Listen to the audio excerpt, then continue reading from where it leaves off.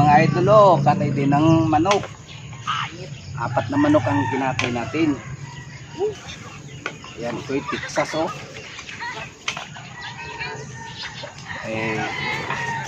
Arawan natin ngayon, kaya minsan-minsan man lang magkatay tayo ng mga alaga natin.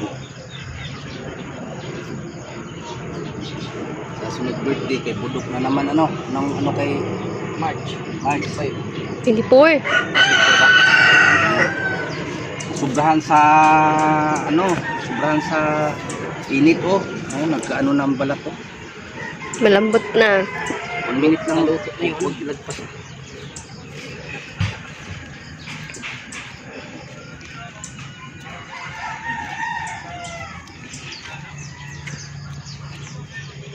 Bali, 4 to siya, 4.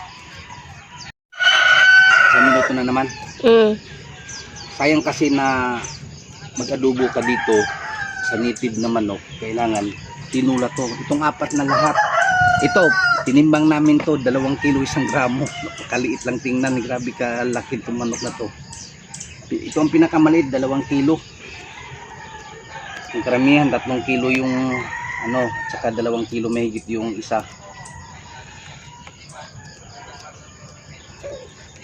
Iba talaga pag may mga alaga. Kaya pag may may alaga ka, kung kailangan mong magkatay, andyan ka agad. Sobrang talaga sa to siya, mga tanggal ang balat to.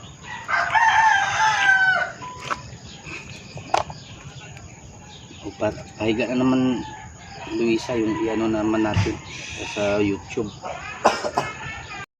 Ayan ang mga idol, ang lalaking mga manok na ito. Okay na to, wala na to? Oo. Yan ako nito para magamit ang planggana. Sobrang laki sa mga alaga nating mga manok.